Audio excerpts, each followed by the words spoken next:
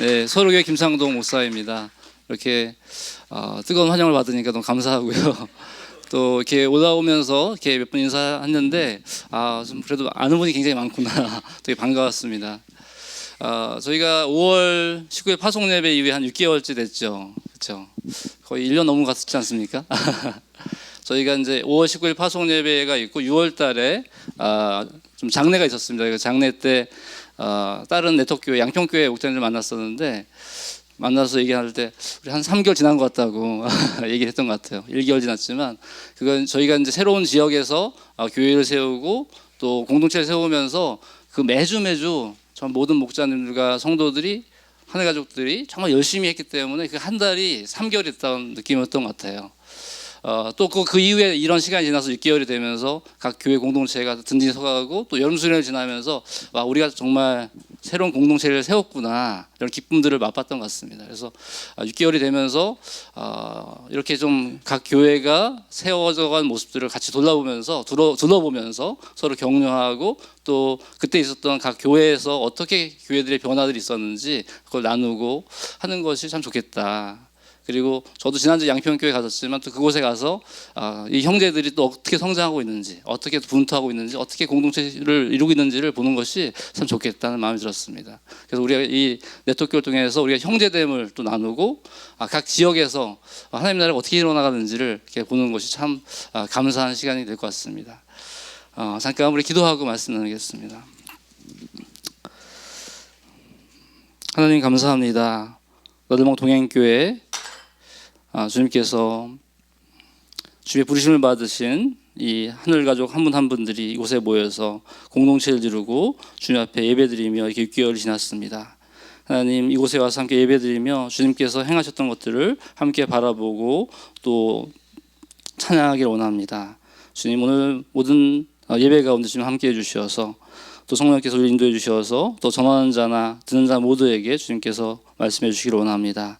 감사드리며 예수님의 이름으로 기도합니다. 아멘. 예, 우리 네트워크교회가 선포되고 나서 각 지역별로, 각 권역별로 어느 곳에서 예배를 드릴지 그 장소들을 좀 찾고 있었죠. 그리고 동북부는 가장 먼저 우리 인덕대가 되었다고 해서 굉장히 기뻐했었지만 또 지금 더 좋은 장소에 계시죠. 예.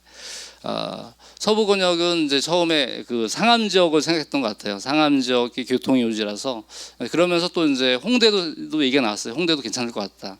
근데 제가 당시 대표 목사가 아니었거든요. 근데 그때 홍대 얘기를 들으면서 홍대는 핫플레이스고 패셔너블하고 젊은이들의 거리니까 거기는 좀 젊은 사역자, 청년부를 이끌었던 그런 분들이 가야 되지 않을까 생각했어요. 제가 좀 올드하다고 생각했던 것 같은데 그런데 하나님께서는 저를 그곳에 보내주셨더라고요. 그래서 그곳에서 함께 꿈꾸고 있습니다. 근데 아까 우리 송병국 목사님 말씀하셨지만 저희 서로교회가 그 경복궁을 중심으로 서쪽에 있습니다. 그래서 멀리 파주부터 강서, 부천, 광명, 낙성대까지 굉장히 넓은 지역이 있어요. 그래서 예배 장소를 어디로 구할 것인가 할 때 고민이 있었습니다. 그래서 저희 대표 목사로 부름을 받고 설립위원들과 함께 이제 지역을 탐방했습니다. 3호선 라인, 2호선 라인, 6호선 라인을 나눠서 조를 편성해서 어디로 할까 하다가 저희가 결국 이제 홍대로 정해졌어요. 그래서 홍대 여기 이제 경의선과 2호선과 공항철도가 다 있다 보니까 굉장히 교통이 좋았습니다. 또 도로도 굉장히 좋았기 때문에 대부분의 성도들이 40분 정도 안에 들어올 수 있는 시간 그 거리가 됐어요. 그래서 그곳에서 함께 예배드리면서 저희가 한 6개월 동안 공동체를 잘 이루어오고 있습니다. 그리고 이제 교회를 이제 이곳에 정해져서 서로 교회를 하나님께서 어떤 교회로 세우길 원하실까 기도하면서 이제 그때 이 에스겔서 47장 말씀을 떠오르게 해주셨어요. 그래서 이 말씀을 통해서 정말 이곳에 생명을 흘러가길 원하시는구나 그런 마음이셨고 또한 우리 6월 달에는 저희가 하늘가족 디딤돌의 내용을 가지고 예배 시간에 설교하고 또 오후엔 디딤돌을 했습니다. 그래서 그 말씀을 나누면서도 우리가 이곳에 하나님 나라 백성으로 살 때 우리 하나님 나라가 약간 모호할 수도 있지만 그것이 우리가 이 삶의 현장 속에서 그리스도의 생명력으로 우리가 살아내고 그 살아내기 애쓰는 그 과정이 바로 하나님 나라 살아내는 것이구나 하는 것들을 나눴었거든요. 그래서 오늘은 제가 기도하면서 이 서로에게 주셨던 말씀을 통해서 함께 나누면서 이곳에서도 그 생명의 흐름이 계속해서 전수될 수 있는 나들목 동행교회가 됐으면 좋겠습니다. 함께 말씀을 같이 좀 길지만 천천히 함께 읽겠습니다. 시작. 그가 나를 데리고 다시 성전 문으로 갔는데 보니 성전 동면이 정쪽을 향하여 있었는데 문지방 밑에서 물이 솟아나와 동쪽으로 흐르다가 성전의 오른쪽에서 밑으로 흘러내려가서 제단의 남쪽으로 지나갔다. 또 그가 나를 데리고 북쪽 문을 지나서 바깥으로 나와 담을 돌아서 동쪽으로 난 문에 이르렀는데 보니 그 물이 동쪽 문의 오른쪽에서 솟아나오고 있었다. 줄자를 가지고 동쪽으로 재면서 가다가 천자가 되는 곳에 이르러 나더러 물을 건너보라고 하기에 건너보니 물이 발목에까지 올라왔다. 그가 또 재면서 가다가 천자가 되는 곳에 이르러 나더러 물을 건너보라고 하기에 건너보니 물이 무릎까지 올라왔다. 그가 또 재면서 가다가 천자가 되는 곳에 이르러 나더러 물을 건너보라고 하기에 건너보니 물이 허리까지 올라왔다. 그가 또 재면서 가다가 천자가 되는 곳에 이르렀는데 거기에서는 물이 내가 건널 수 없는 강이 되었다. 물이 불어서 헤엄을 쳐서나 건널까 걸어서 건널 수 있는 물은 아니었다. 그가 나에게 말하였다. 사람아, 내가 이것을 자세히 보았느냐. 그런 다음에 그가 나를 강가로 다시 올라오게 하였다. 내가 올라올 때에는 보니 이미 강의 양쪽 언덕에 많은 나무가 있었다. 그가 나에게 일러주었다. 이 물은 동쪽 지역으로 흘러나가서 아랍으로 내려갔다가 바다로 들어갈 것이다. 이 물이 바다로 흘러들어가면 죽은 물이 살아날 것이다. 이 강물이 흘러가는 모든 곳에서는 온갖 생물이 번성하며 살게 될 것이다. 이 물이 사이로 흘러들어가면 그 물도 깨끗하게 고쳐질 것이므로 그곳에서도 아주 많은 물고기가 살게 될 것이다. 강물이 흘러가는 곳이면 어디에서나 모든 것이 살 것이다. 그때는 어부들이 고기를 잡느라고 강가에 늘 늘어서 있을 것이다. 어부들이 엔게디에서부터 에네이클라임에 이르기까지 어디에서나 그물을 칠 것이다. 물고기의 종류도 지중해에 사는 물고기의 종류와 똑같이 아주 많아질 것이다. 그러나 사이의 진펄과 개펄은 깨끗하게 고쳐지지 않고 계속 소금에 절어 있을 것이다. 그 강가에는 이쪽이나 저쪽 언덕에 똑같이 온갖 종류의 먹을 과일 나무가 자라고 그 모든 잎도 시들지 않고 그 열매도 끊이지 않을 것이다. 나무들은 달마다 새로운 열매를 맺을 것인데 그것은 그 강물이 성소에서부터 흘러나오기 때문이다. 과일은 사람들이 먹고 그 잎은 약재로 쓸 것이다. 아멘. 우리 에스겔서 말씀 우리 7월 달에 도시락 부문이었는데 좀 기억나시나요? 이 에스겔이 제사장으로서 포로로 잡혀가서 있었죠. 바로 그 포로로 잡혀간 상황 속에서 나라는 망하고 성전도 파괴되고 어떻게 보면 성전에 하나님이 계셔서 하나님께서 임재하시면 뭔가 가능성이 있을 것 같은 희망이 있었는데 성전마저 파괴되고 그 모든 희망이 없는 같은 상황 속에서 지금 에스겔이 있습니다. 그리고 그 에스겔의 오늘 마지막 거의 마지막 부분이에요. 48장이 마지막이기 때문에 그 앞부분에 그런 절망적인 상황 속에서 이제 하나님이 말씀하십니다. 좀 배경을 말씀드리면 에스겔서 10장에서 그 하나님께서 성전에 떠나시게 돼요. 성전은 무엇인가요? 하나님이 임재하셔서 하나님 예배하시는 곳이죠. 근데 그곳에서 하나님께서 성전에서 떠난다는 얘기는 성전의 기능을 상실한다는 것이죠. 그런데 이게 보면 하나님이 떠나실 때 바로 또 한 번에 확 떠나는 게 아니에요. 이스라엘 백성들이 하나님을 예배한다고 했지만 그들은 우상과 겸하여 섬겼고 실제적으로 그의 삶 속에서 자기들의 악행을 범했습니다. 결국 하나님을 거부했던 것이고 자기들의 삶을 자기들이 원하는 삶을 마음대로 살았던 것이죠. 하나님이 그들과 함께 할 수가 없었습니다. 하나님이 떠나시는데 언약궤에서 문지방으로 또 문지방에서 동문으로 또 성읍 동쪽에 한참 머무릅니다. 그때 7월달 이 말씀을 묵상하면서 참 하나님의 안타까운 마음이 느껴졌습니다. 이 백성들을 떠나려고 하는 하나님의 마음. 바로 하나님이 그렇게 떠나셨죠. 그런데 오늘 본문은 어떤 본문이냐면 그러다 하나님이 43장에 보면 다시 돌아오십니다. 43장에 하나님의 영광이 돌아옵니다. 어떻게 보면 당시에 이스라엘 백성들은 정말 자기들이 어떤 죄를 지었는지 온전히 회개하지 못했습니다. 아마 그들은 이제 그 바벨론으로 포로로 잡혀간 상태에서 우리가 왜 이곳에 잡혔을까 고민하며 우리의 죄가 무엇일까 이런 과정 속에 있었죠. 이런 과정 속에 있을 때 이미 하나님은 그들이 온전히 회복하지 않았지만, 완전히 돌아오지 않았지만 이미 먼저 성전에 환상 가운데 새로운 성전을 보여주시고 그 성전에 돌아오시는 모습을 보여주시는 것입니다. 이것이 우리에게 희망인 것 같습니다. 그러니까 우리가 온전히 회개하지 않고 우리 완전히 주님 앞에 들어설 준비를 못했지만 하나님이 이미 사람들이 돌아올 수 있도록 그걸 준비하고 계신 거죠. 우리 각자의 삶 속에서도 하나님을 떠나 있을 때도 있고 절망 속에 있을 때도 있고 내가 좀 어떻게 하나님께 나갈 수 있을까, 이걸 고민 속에 있을 때 이미 하나님은 우리가 돌아올 수 있는 준비를 하고 계신다는 것이죠. 그래서 우리 지금 현재 여러 상황 속에서 고민과 갈등 속에 계신 분이 있다면 하나님께서 여러분을 위해서 준비하고 계시는 것은 무엇일까 좀 봤으면 좋겠습니다. 바로 그렇게 하나님께서는 그곳에 새로운 성전을 준비하시고 그곳에서 기다리고 계십니다. 그리고 나서 오늘 본문이 나오는 것입니다. 그래서 이 에스겔을 이 새로운 성전을 한번 둘러보게 하시고 나서 오늘 본문이 나오는 것인데요. 근데 와서 보니까 그 성전 문지방에서 물이 솟아나고 있어요. 굉장히 특이한 장면이죠. 우리 여기 저쪽 현관 저쪽 문 쪽에서 물이 솟아나면 어떻게 될까요? 관리사무소에 전화를 안 해야 되나요?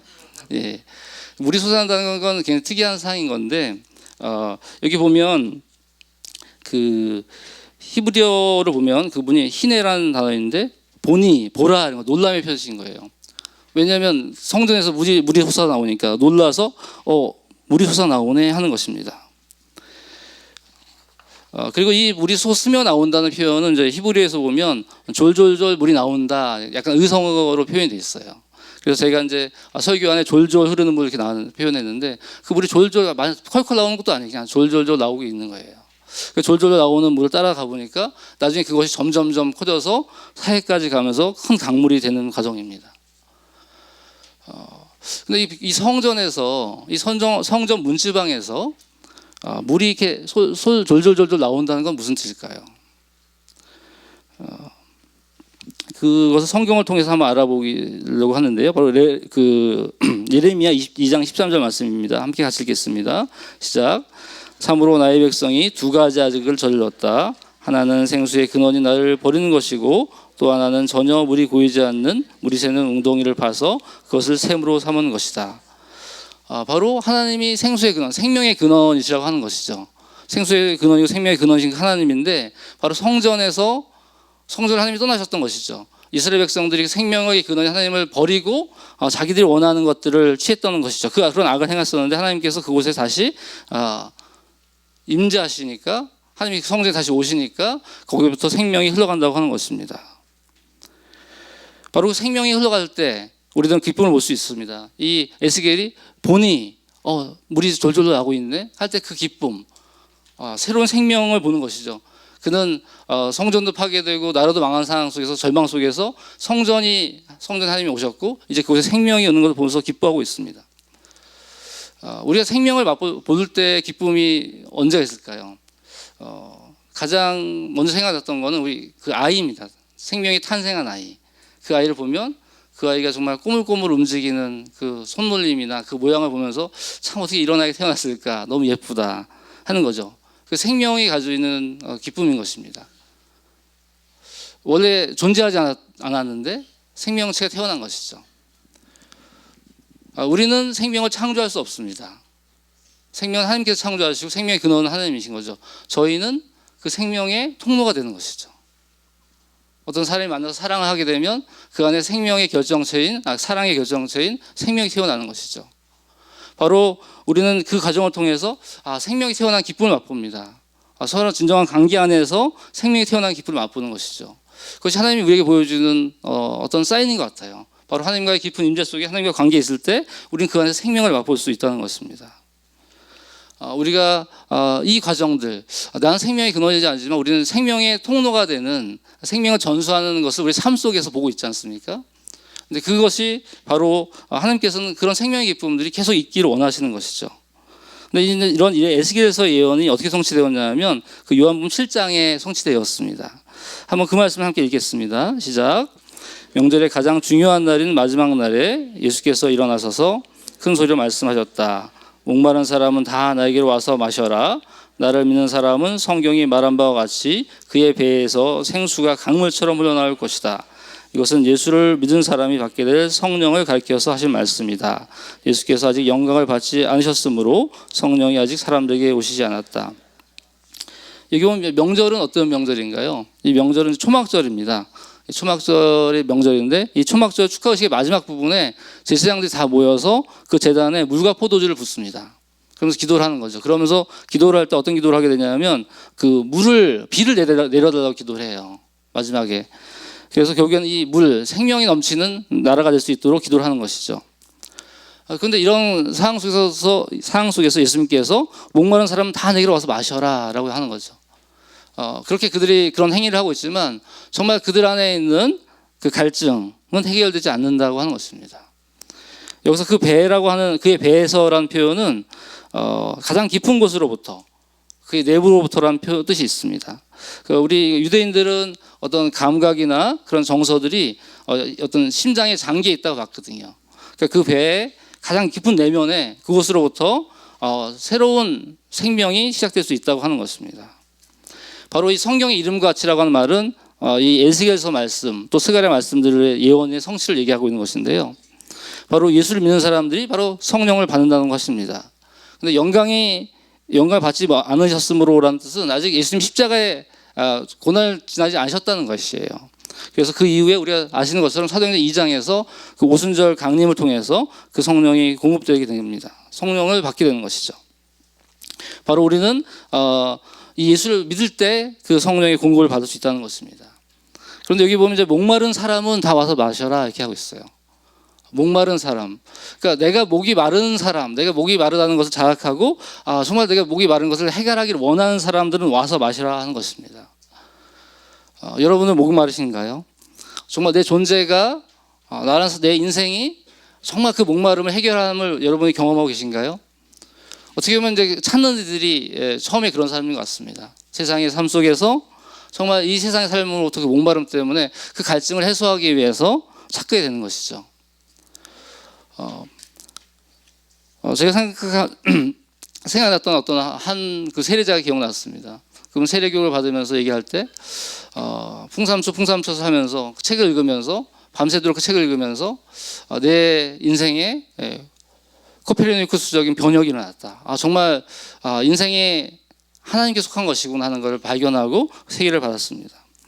그런 어떤 정말 인생의 중심이 하나님으로부터 왔을 때 하나님을 만날 때 회복된다는 것을 경험한 것이죠. 하지만 또 찾는 이들도 이미 찾은 이들 역시 그런 갈증 때문에 주님을 찾고 주님께 나오기도 하지만 이미 하나님을 찾은 여러분 역시도 그런 갈증을 느끼지 않나요? 이 세상을 살아가면서 여전히 지치고 힘든 상황 속에서 정말 내가 힘있게 살아갈 수 있는 것이 어디 있을까? 그런 갈등을 하기도 합니다. 그럼 저 역시도 그런 면이 있던 것 같아요. 저 역시도 이 직장 생활과 인생의 삶 속에서 그런 갈증을 많이 느꼈던 것 같습니다. 제가 2007년 또 1월 6일 날 이렇게 과로로 인해서 쓰러지게 됩니다. 그로 인해서 외상형의 뇌출혈로 수술을 받게 되죠. 그래서 그 이후에 치유의 과정 속에서 저 인생을 좀 돌아보는 시간이 있었습니다. 내가 하나님을 믿고 열심히 세상 생활을 한다고 했지만 나는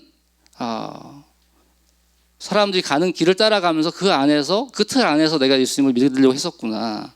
좋은 대학에 가고 또 좋은 직장에 가고 좋은 사람과 결혼하고 좋은 가정을 꾸미고 나쁘지 않죠. 하지만 그 인생의 근본적인 문제에 대해서 제가 하나님과 이야기하지 않았구나. 정말 내가 어떤 삶을 사는지 하나님께서 원하시는지 그걸 얘기하지 않았구나. 그것이 나의 진정한 갈증이 있었구나 하는 걸 발견했습니다. 그러면서 제가 새로운 인생의 변화들을 맡게 되고 이제 목회의 길을 가게 됐는데요. 이제 그런 과정에서 생각났던 부분은 제가 고3 때 대학 원서 쓰려고 했을 때 사실은 장신대라는 단어가 떠올랐었거든요. 근데 그때 이런 신학교는 좀 그 특수한 부르심을 받은 사람들이 가는 곳이다. 꿈에 하나님이 나타나서 창동아 일로 와라. 그런 것이 나에게는 없었다라는 생각했던 거죠. 그런 면도 있었고 정말 부모님이 원하시는 길, 세상이 좀 편하게 가는 길, 그런 길을 선택했었는데 그것이 20년 뒤에 그것이 생각났습니다. 그리고 그런 인생의 갈증들 가운데 하나님께서 원하시는 삶이 무엇인지, 예수를 따르는 삶이 무엇인지를 해서 이 길을 가고 있게 된 것이죠. 우리들 각자도 이미 예수를 따르고 있지만 각자 안에 있는 어떤 갈증들이 있을 것입니다. 정말 갈망이 있을 것인데 그것들이 예수 안에서 정말 새로운 생명을 낳고 생명을 흐르게 하는 것이 있어서 나는 어떤 역할을 할 것인가, 나는 어떤 자리를 차지할 것인가, 그것을 발견했으면 좋겠습니다. 바로 하나님께서는 그 목마른 사람들을 부르시는 것이죠. 그래서 목마른 사람들 안에 예수를 받아들였을 때 그 안에 졸졸졸 생명이 흐르기 시작하는 것입니다. 졸졸 흐르는 생명이 그의 삶을 변화시키는 것이죠. 그래서 세상의 가치가 아니라 새로운 가치를 추구할 수 있는 삶을 살게 되는 것입니다. 바로 예수의 생명력이, 예수께서 살았던 그 삶이 우리를 변화시켜 나갈 수 있게 되는 것이죠. 바로 이 생명수를 공부하는 그리스도인들이 됨으로써 나뿐만 아니라, 그런데 그것이 사람들이 흘러가게 한다는 것이 중요합니다. 나만 산다고 우리는 많이 생각했어요.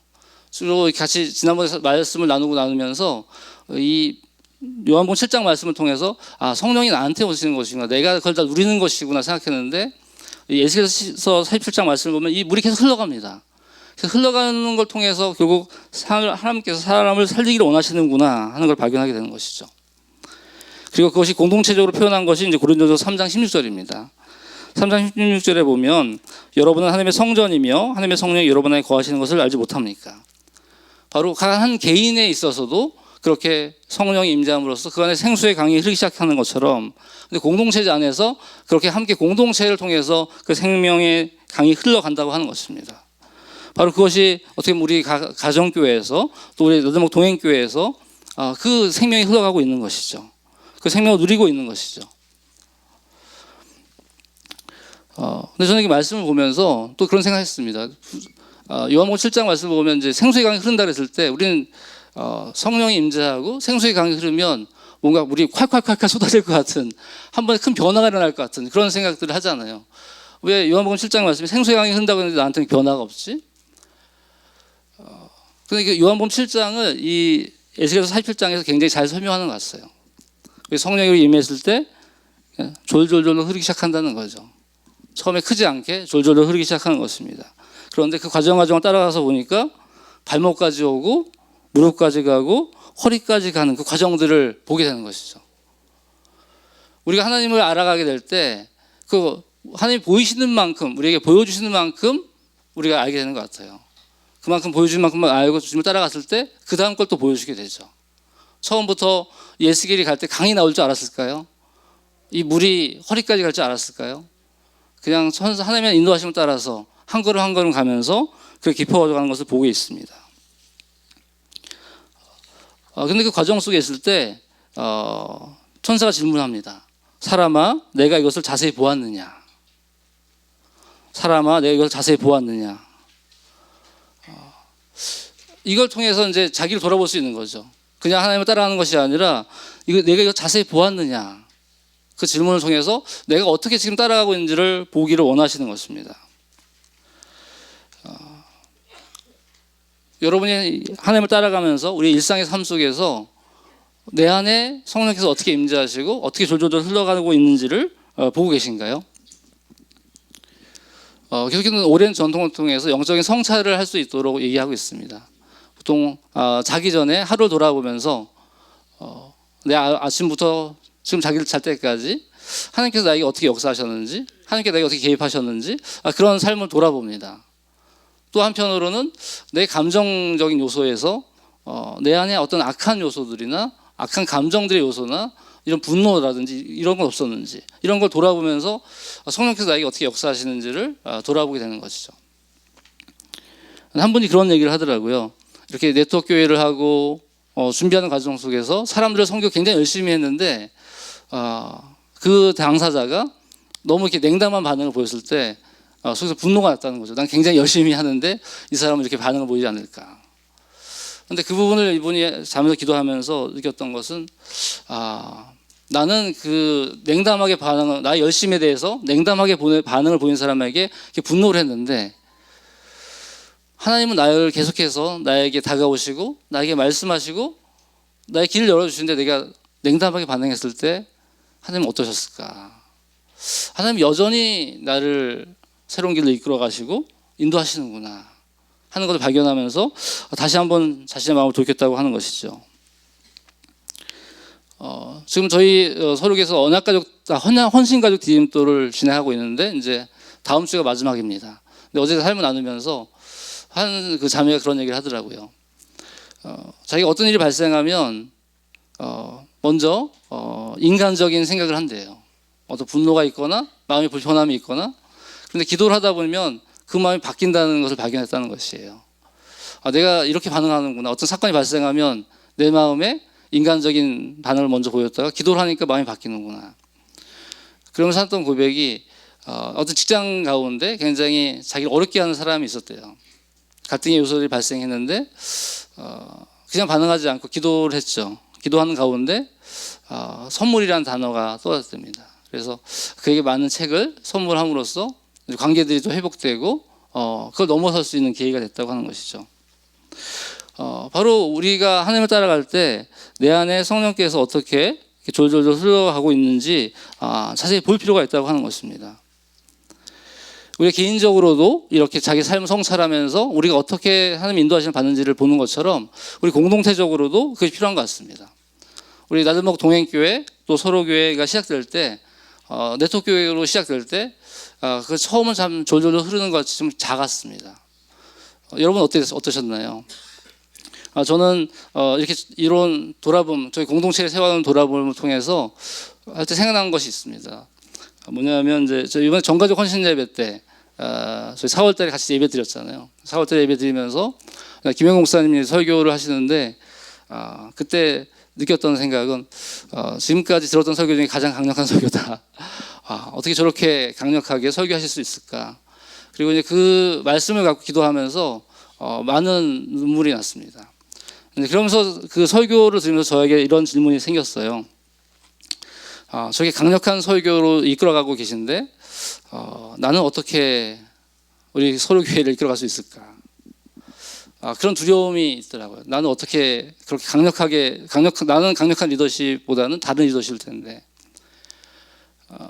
그러면서 기도하고 있을 때 하나님이 저에게 마음에 그런 마음을 주시더라고요. 내가 다 알고 불렀다. 너의 상을 알고 너의 적합하게 불렀다.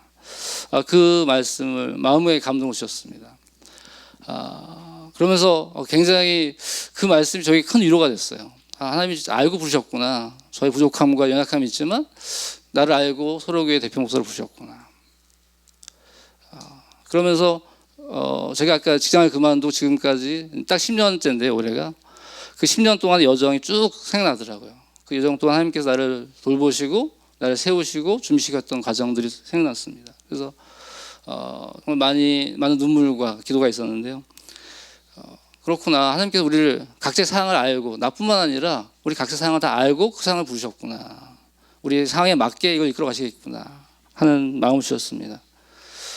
우리 서로교회 성도 한 분도 그런 마음이었더라고요. 얘기해 보니까. 여러분도 마찬가지 아닌가요? 처음에 교회를 시작할 때 우리가 충분히 잘할 수 있을 것이다 이렇게 담대하게 시작하신 분도 계시겠지만 한편으로는 우리가 잘할 수 있을까 하는 걱정도 있고 두려움도 있었을 것입니다. 하지만 함께 성령 주시는 마음 따라서 한 걸음 한 걸음 갔던 것이죠. 이 시간 잠깐 사진을 보면서 저희 서로교회 약간 어떻게 그동안 여정을 잠깐 좀 나누고 또 말씀 나누겠습니다. 저희 서로교회는 예배 장소가 좀 여러 곳에 있습니다. 아까 그 영상을 보시면서 굉장히 다양한 예배 장소가 나왔었는데 저희가 이제 한빛미디어라는 그 출판사입니다. 출판사의 리더소울이라는 공간을 저희가 그 예배 시간대만 대관을 하고 있고요. 또 느헤미야에서는 이제 다음 세대 예배를 드리고 있습니다. 다음 세대 예배를 이제 3층에서 아동부 예배를 드렸고 카페바인에서 이제 청소년부 예배를 드렸었어요. 근데 이제 카페바인이 문을 닫게 돼서 다시 그 느헤미야 2층으로 이제 청소년부 예배를 드리게 됐죠. 그리고 그다음에 성김민 사무실은 카페바인에 있다가 새로 독립을 했습니다. 성김민 사무실은 저희가 복음과 사항이라는 그 출판사와 함께 공간을 같이 만들어서 리모델링을 하고 입구는 같고요. 입구 들어가면 이쪽에는 복음과 사항, 저희 쪽은 서로교회 가운데 모임 공간 이렇게 있습니다. 그래서 이렇게 좀 각 공간이 많이 떨어져 있다 보니까 좀 걱정을 많이 하셨죠. 그리고 중간에 횡단보도를 건너야 하니까. 근데 저희가 이제 이걸 준비하면서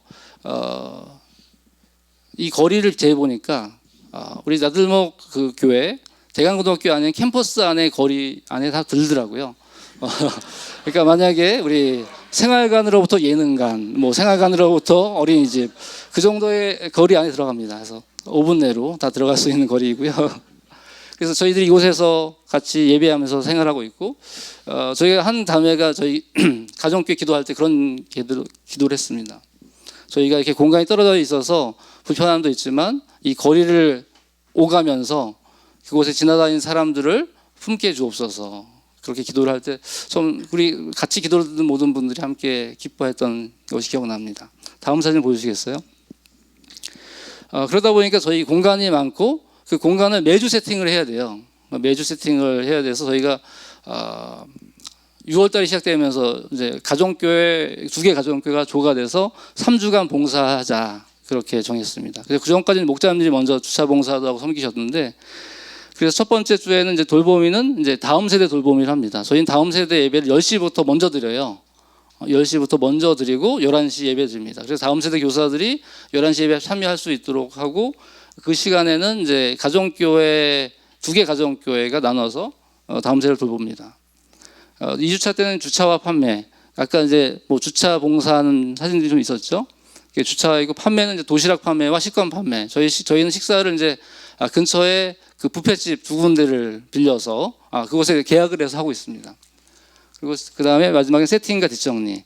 그래서 매주 그 대강당을 세팅하고 예배 시간에 시작 전에 그 테이블을 다 뺍니다. 테이블 다 빼서 의자만 가지고 세팅을 하고 예배 끝나고 나면 다시 테이블 다 넣고. 예. 그래서 3주간 하고 있는 거죠. 그래서 이 사항에 대해서 저희가 이제 이번에 가정교회 돌아보기를 했어요. 각 가정교회 이런 설문들을 통해서 가정교회 식구들끼리서 얘기하면서 이 기간이 얼마나 힘들었는지, 어떤 유익이 있었는지. 근데 이걸 통해서 많은 분들이 이 공동체를 어떻게 세워나가는지 배웠다, 몸으로 배웠다. 그리고 서로를 통해서 배울 수 있었다 하는 너무 감사한 시간이 있었습니다.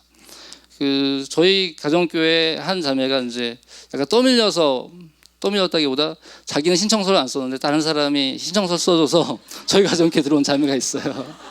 자기는 몰랐는데, 근데 그 자매가 와서 가정교회 계속 공동체를 누리고 있는데, 그 자매가 이제 9시 50분에 모여서 그 기도하고 시작하거든요. 9시 50분에 많은 사람들이 모여서 함께 기도하는 모습을 보면서 이 힘은 어디서 나오는 걸까? 이 아침 9시 50분이라는 시간에 대강이 있었으면 전혀 생각도 못했을 텐데, 그래서 그가 같이 모여서 기도하면서 우리가 공동체를 세워가고 있구나, 내가 공동체를 세워가는데 한 역할을 감당하고 있구나, 그걸 좀 느끼고 있습니다.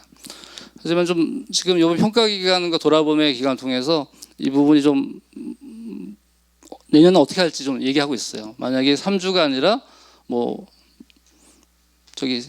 판매팀으로 만들고 2주간 봉사를 할 것인가, 이런 고민들을 좀 하고 있습니다.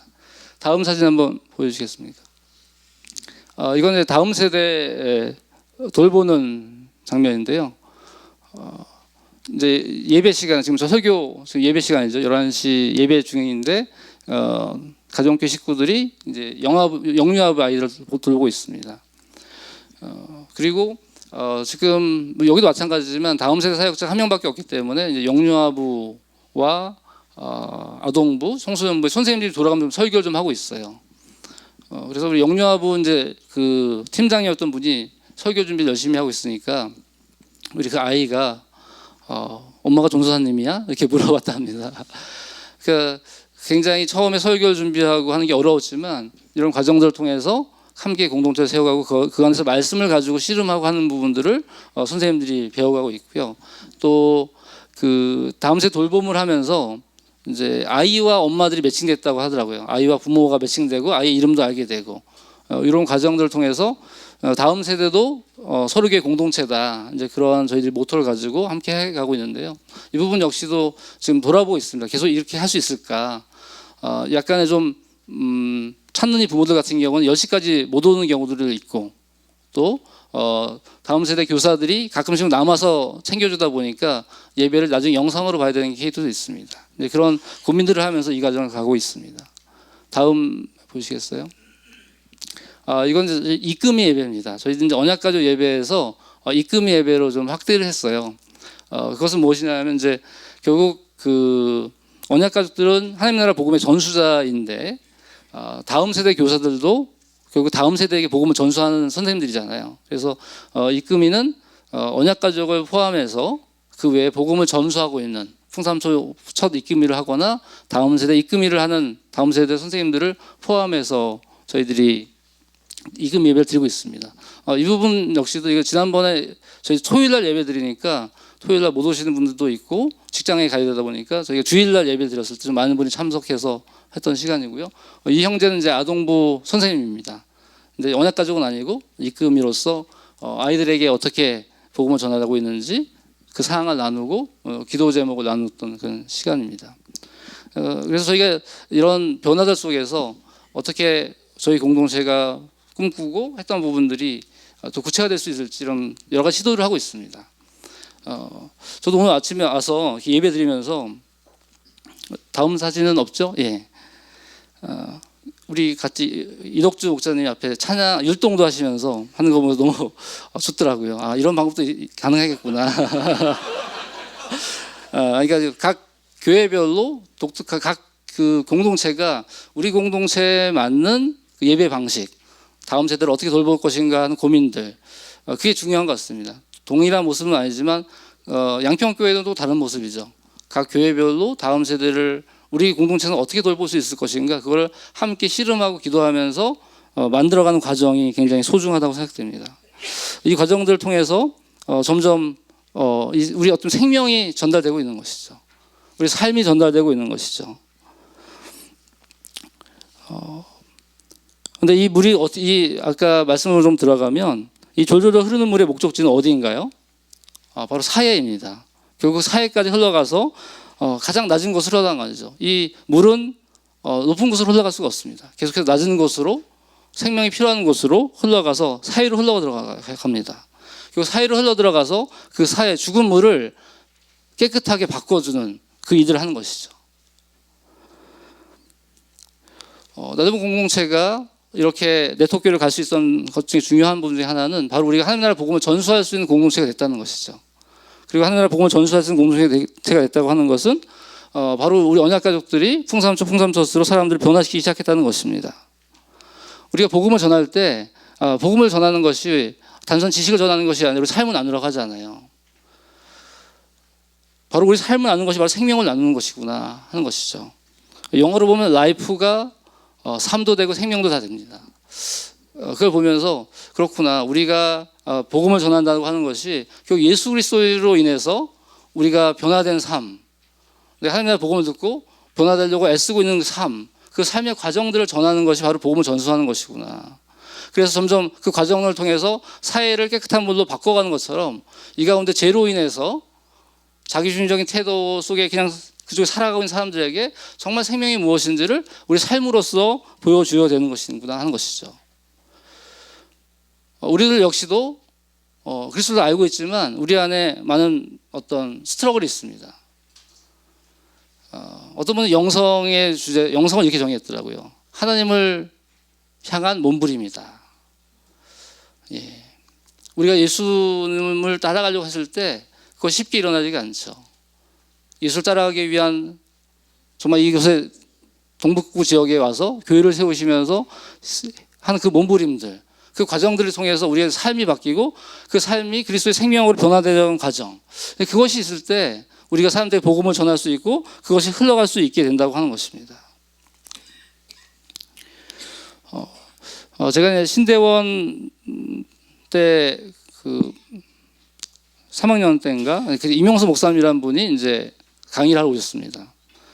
임용수 목사님은 영락교회 담임 목사님이셨고 또 지금 모세골이라는 모두가 새로워지는 골짜기라는 공동체를 세우신 분인데요. 여러 가지 강의를 하셔서 나중에 제가 질문을 했어요. 한국교회상 이렇게 타락되어지고 어려운 상황에 있습니다. 이런 문제 어떻게 해결할 수 있을까요? 이렇게 질문했을 때 뭐라고 대답하셨냐면 정말 꾸정물 같은 상황인데 이 꾸정물을 계속해서 좋은 물을 흘려보내면 된다. 좋은 물을 계속해서 흘려보내면 그 꾸정물들을 깨끗한 물로 바꾸면 된다. 그 얘기를 하셨습니다. 근데 그 얘기를 들으면서 좀 약간 실망했었죠. 그게 어떻게 일어날 수 있을까? 그런데 이 에스겔서 말씀을 보면서 그 임명수 목사님이 그 얘기를 하신 것이구나. 결국에는 방법이 그밖에 없구나 하는 것이죠. 이번에 하나복 희망자에서도 이제 김영호 목사님 강의하면서 우리가 이렇게 모여서 복음을 전하고 복음의 공동체를 세우고 이렇게 스트럭을 하는데 이렇게 하는 이유가 지금 우리가 알고 있는 방법이 이거밖에 없다. 성경에서 통해서 우리가 알 수 있는 방법이 이거밖에 없다 하는 것이죠. 결국 복음을 통해서 우리가 변화되고 변화돼서 우리가 변화된 그 삶을, 생명을 흘려보내는 것밖에 방법이 없다는 것이죠. 말씀을 보면서 그 변화들을 봅니다. 많이 흘러가야 된다고 하는 변화들이죠. 이 변화들이 어떻게 일어나는지 보게 됩니다. 그래서 이 처음에 졸졸 흐르던 물이 이제 강이 됩니다. 그 변화가 일어난 것을 보게 되면 7절에 보면 이미 강이 이루어진 데 보니 이미 강의 양쪽 언덕에 많은 나무가 있었다는 것이죠. 그러니까 처음에 졸졸 흘러갈 때는 그것이 큰 생명을 이룰 줄 몰랐어요. 그런데 그것이 점점 흘러가서 이제 강이 됐죠. 강이 되고 나니까 그 강 옆에 언덕 위에 나무들이 살게 되고 그 강을 통해서 죽었던 곳에 생명이 살아나기 시작했다는 것입니다. 새로운 변화가 일어나는 것이죠. 처음엔 졸졸졸 시작했지만 그것이 점점 커져서 강이 되고 나니까 그곳에 생명이 살기 시작했다는 것입니다. 그래서 9절에도 보면 많은 물고기가 살게 될 것이다. 모든 것이 살 것이다. 물고기가 많아질 것이다. 라고 얘기하고 있습니다.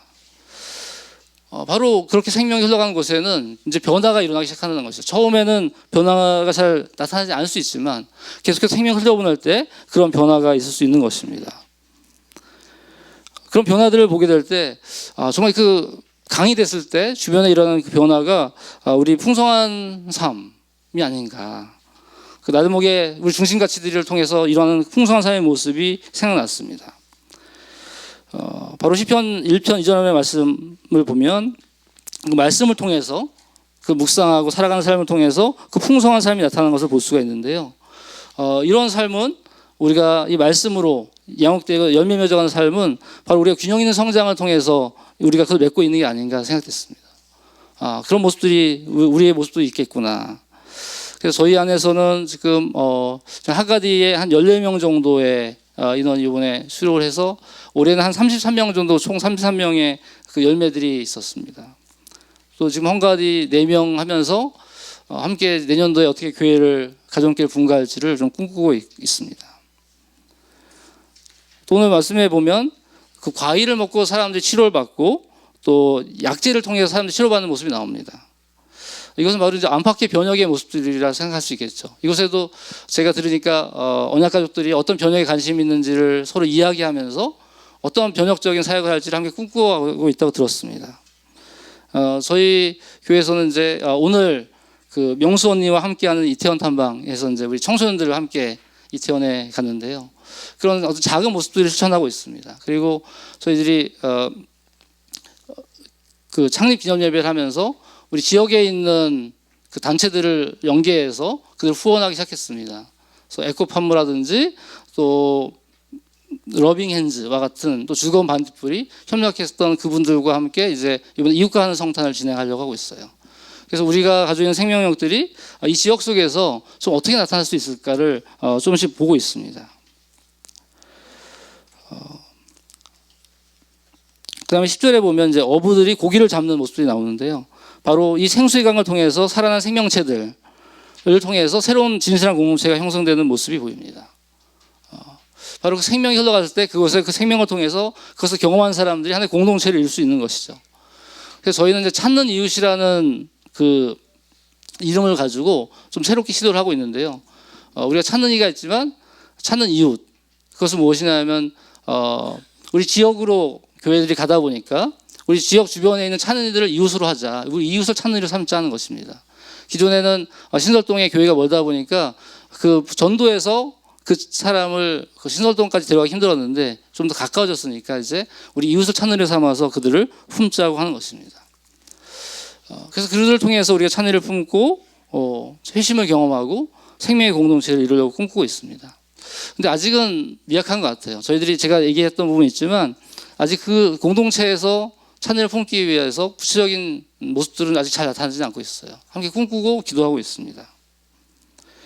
하지만 그것이 작은 졸졸졸 흐르는 시작이라고 생각됩니다. 그 꿈꾸기 시작했고 앞으로 그것을 추구할 것입니다. 그런데 이 모든 것이 일어나는 것은 그 강물이 성수로부터 흘러나오기 때문이다라고 하는 것이죠. 계속해서 그 모든 강물의 원천은 늘 하나님으로부터 하나님의 임재 가운데 시작된다고 하는 것이죠. 그리고 이 강은 결국 그 계시록 22장에 있는 생명의 강과 연결됩니다. 그건 창세기 4장에 상세기에 나와 있는 4대 강이 결국 이 에스겔서의 강으로 또 요한계시록의 강으로 흘러가는 것이죠. 이걸 통해서 이 강의 흐름을 통해서 우리가 예배드릴 때 소망하는 예배 가운데 나갈 수 있겠다 하는 마음을 주셨습니다. 오늘 예배하는 걸 통해서 저도 함께 참여하면서 함께 기쁨을 누리고 있습니다. 바로 우리가 이곳에서 드린 예배가 바로 하나님의 나라가 이곳에 임하는 것이고 그 과정을 통해서 계속 이 주변에 확장되어서 그 하나님의 나라를 확장시켜가는 예배가 되기를 원합니다.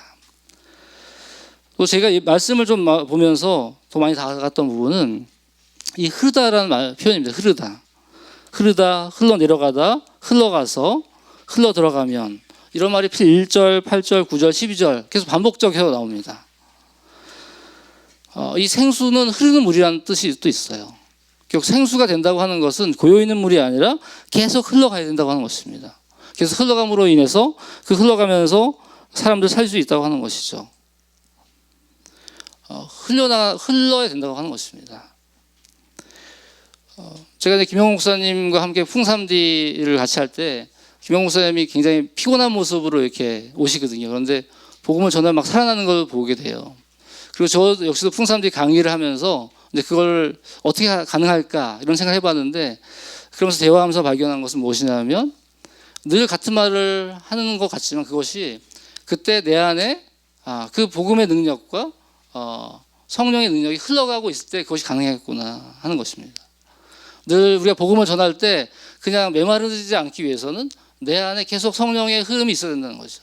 내 흐름 속에서 복음을 전하고 사람들을 흘려보낼 때 그것이 진정한 생명이 흘러갈 수 있다고 하는 것입니다. 또한 이 흘러보낸다고 하는 것은 이 복음을 통해서 흘려보낸다고 하는 것이 바로 우리들의 모습이 아닌가 생각됐습니다. 우리가 네트워크 교회를 하고 이렇게 흘러나오는 것이 바로 한 곳에 모여있는 것이 아니라 각 지역 속에 바로 이 생명의 흐름을 흘려보내려고 이곳에 났구나 하는 것이죠.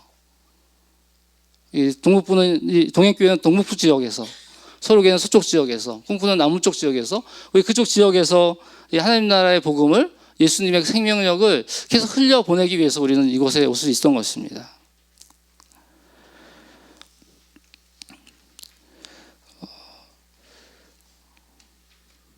제가 그 노예에 갔을 때 그 노예 그 교인 명부가 있었습니다. 교인 명부를 보면서 각 교인 명부를 보고 놀란 것이 교회 이름이 있고 옆에 인원수가 있었어요.